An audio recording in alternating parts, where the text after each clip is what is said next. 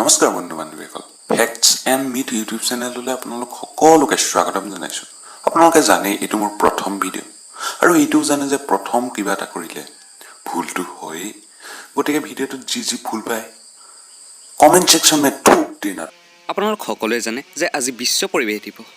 কোনেনো নাজানে। গতিকে আজি তাৰ ওপৰতে কিছু আলোচনা কৰা হ'ব।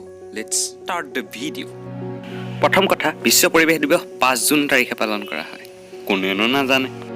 কিন্তু জানিবলগীয়া কথা এইটোহে যে প্ৰত্যেকবাৰ বিশ্ব পৰিৱেশ দিৱসত এখন বিশেষ দেশে আগভাগ লয় আৰু এটা বিশেষ বিষয় বা এটা বিশেষ থিম লৈ বিশ্ব পৰিৱেশ দিৱসটো গোটেই বছৰটোৰ কাৰণে আগবঢ়াই লৈ যোৱা হয়। গতিকে এইবাৰ পাকিস্তান বিশ্ব পৰিৱেশ দিৱসত গ্ল'বেল হোষ্ট হ'ব আৰু এইবাৰৰ বছৰৰ মূল থিম বা মূল বিষয়টো হৈছে ইক'ছিষ্টেম ৰিষ্ট'ৰেশ্যন। এতিয়া প্ৰথম কথা, ইক'ছিষ্টেম অৰ্থাৎ পৰিস্থিতিতন্ত্ৰ মানে কি? পৰিস্থিতিতন্ত্ৰ মানে হৈছে লিভিং আৰু নন লিভিং অৰ্থাৎ জৈৱিক আৰু অজৈৱিক পদাৰ্থবিলাকৰ মাজৰ যিটো সম্পৰ্ক তাকে পৰিস্থিতিতন্ত্ৰ বোলে। এতিয়া ইক'ছিষ্টেম ৰিষ্ট'ৰেশ্যনৰ ডেফিনেশ্যনটো হৈছে a process of reversing the degradation of ecosystems such as landscapes, lakes and oceans to regain their ecological functionality. In other words, to improve the productivity and capacity of ecosystems to meet the needs of society. অৰ্থাৎ ecosystem ৰিষ্ট'ৰেশ্যন মানে হৈছে পৰিস্থিতিতন্ত্ৰৰ পুনৰুদ্ধাৰ। গতিকে জনসংখ্যা নিয়ন্ত্ৰণটো এই সময়ত বহুত গুৰুত্বপূৰ্ণ হৈ পৰিছে। এইখিনিতে এটা ইণ্টাৰেষ্টিং কিন্তু বহুত ভয়াৱহ কথা কওঁ। যিটো হাৰত পৃথিৱীৰ জনসংখ্যা বাঢ়ি গৈ আছে সেইটো হাৰতে যদি বাঢ়ি থাকে তেতিয়া 2050 চনৰ ভিতৰত জীৱ জগতখন বাচি থাকিবলৈ আৰু 3খন পৃথিৱীৰ প্ৰয়োজন হ'ব। এতিয়া কথা হ'ল ইক'ছিষ্টেম ৰিষ্ট'ৰেশ্যন যিটো থিম এইটো 2030 চনলৈকে অৰ্থাৎ আৰু 10 বছৰ জাৰি ৰখা হ'ব। তাৰ কাৰণটো কি জানেনে বাৰু?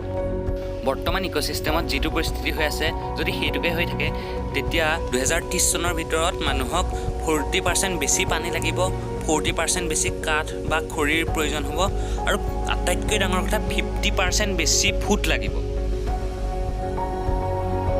গতিকে আজিৰ সময়ত ইক'ছিষ্টেম ৰিষ্ট'ৰেশ্যনটো বহুত বেছি প্ৰয়োজনীয় হৈ পৰিছে আৰু সেয়েহে 2030 চনলৈকে ইয়াক জাৰি ৰখা হ'ব। আপোনালোকে ভাবিব নোৱাৰে যে ইক'ছিষ্টেমটো পৃথিৱীত ইমান বেছি চেঞ্জ হৈ আছে। আমাৰ অসমতো যথেষ্ট চেঞ্জ হৈছে।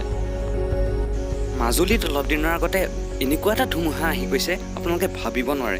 মই দিয়া ফটো ক্লিপবোৰ চাই আপোনালোকে নিশ্চয় গম পাইছে আৰু এই সকলোখিনি হৈছে ছেকেণ্ডত। এতিয়া আমাৰ প্ৰিন্সিপাল বায়'লজিকেল ছিষ্টেম 4টা। ফিচাৰিজ অৰ্থাৎ ফিচাৰীবোৰ য'ত মানে সাগৰীয় বা জলজ জীৱবোৰ য'ত থাকে, উদাহৰণস্বৰূপে সাগৰ, মহাসাগৰ, নৈ, বিল আদি। 2 নম্বৰতে আহিলে অৰণ্যবোৰ য'ত জীৱ জন্তু আৰু চৰাই চিৰিকটিবোৰ থাকে। 3 নম্বৰতে আহিলে ঘাঁহনিবোৰ আৰু 4 নম্বৰত আহিলে আমাৰ খেতিৰ মাটিবোৰ। ইক'ছিষ্টেম ৰিষ্ট'ৰেশ্যনত মূলতঃ এই 4টা উপাদানেই ৰিষ্ট'ৰ কৰিব লাগিব। Point number 1, fisheries. নিজৰ খাদ্যৰ বাবে মানুহে প্ৰয়োজনতকৈ অধিক জলজ জীৱবোৰ হত্যা কৰিছে। গোটেই কৃত্ৰিম আৱৰ্জনাবোৰ নদ নদীত পেলাই সম্পূৰ্ণ নদ নদী লেতেৰা কৰিছে, যাৰ ফলত গোটেই জলজ পৰিস্থিতিতন্ত্ৰটো সম্পূৰ্ণৰূপে বিকল হৈ যোৱাৰ উপক্ৰম হৈছে। আমি এইখিনি ৰোধ কৰিব লাগিব। Point number 2, forests. পৃথিৱীৰ অৰণ্যসমূহটো সম্পূৰ্ণ ধ্বংস হৈ গৈছে।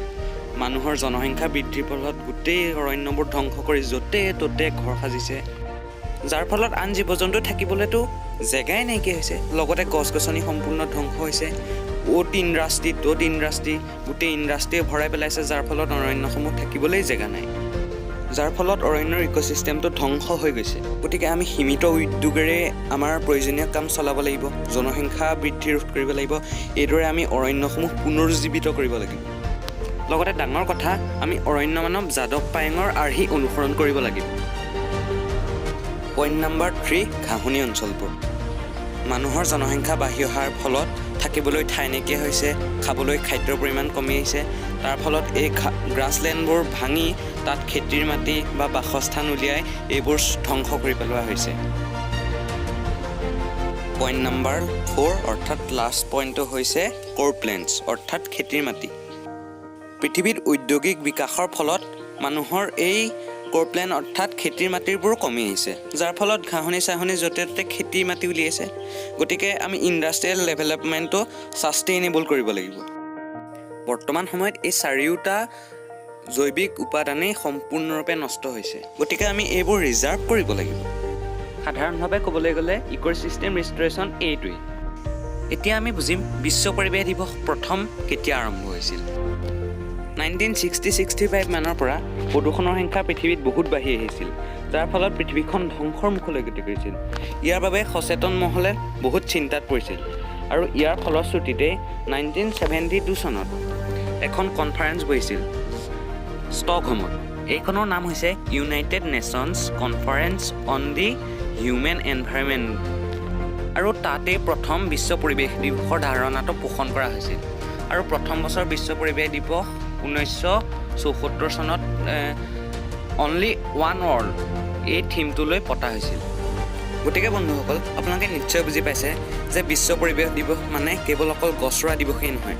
আমি বিভিন্ন অনুষ্ঠান, শিক্ষানুষ্ঠানে, প্ৰতিষ্ঠানে গছ ৰুলেই নহ'ব, ই প্ৰকৃততে গোটেই বছৰটোৰ কাৰণে আমাৰ পৰিৱেশটো, গোটেই বিশ্বৰ পৰিৱেশটোৰ সংৰক্ষণৰ বাবে কৰা কিছুমান প্লেন, সেই বিশ্বৰ গোটেই পৰিৱেশটোৰ পুনৰুদ্ধাৰৰ কাৰণে সেইদিনা কিছুমান প্ৰকৃততে প্লেন কৰা হয়, আৰু সেই আঁচনি মতে গোটেই বছৰটোত কাম কৰি যাব লাগে, আৰু আমি সকলোৱে এই কাৰ্যসূচীত আগভাগ ল'ব লাগে। বন্ধুসকল, আজিৰ এই ইণ্ডাষ্ট্ৰিয়েল ডেভেলপমেণ্টৰ যুগত আমাৰ পৰিৱেশটো সম্পূৰ্ণৰূপে নষ্ট হৈ গৈছে, সম্পূৰ্ণৰূপে ধ্বংসৰ গৰাহলৈ ঠেলি নিয়া হৈছে। কিন্তু মনত ৰাখিব বন্ধুসকল, পৃথিৱী কেৱল এখনেই আছে। মংগল গ্ৰহ বা আন গ্ৰহৰ কথা চিন্তা কৰি আছে যদিও বহুত খৰচ আছে এইবিলাক কামত। গতিকে বৰ্তমানলৈকে যিহেতু পৃথিৱী এখনেই, গতিকে আমাৰ নিজৰ পৃথিৱীখন আমি ছেভ কৰি ৰাখিবলৈ যত্ন কৰিব লাগে। অকল গছ ৰুলেই নহ'ব, আপুনি জলজ জীৱসমূহৰ কথা চিন্তা কৰিব লাগিব, জীৱ জন্তুৰ হত্যা কমাব লাগিব, ঘাঁহনি অঞ্চল সংৰক্ষণ কৰিব লাগিব, অৰণ্য অঞ্চল কটা কম কৰিব লাগিব, য'তে ত'তে অৰণ্য অঞ্চলত ঘৰ নাসাজি কম ঠাইতে আপুনি ঘৰ সাজি থাকিবলৈ চেষ্টা কৰিব লাগিব। লগতে আমি 4R নীতিটো মানি ৰাখিব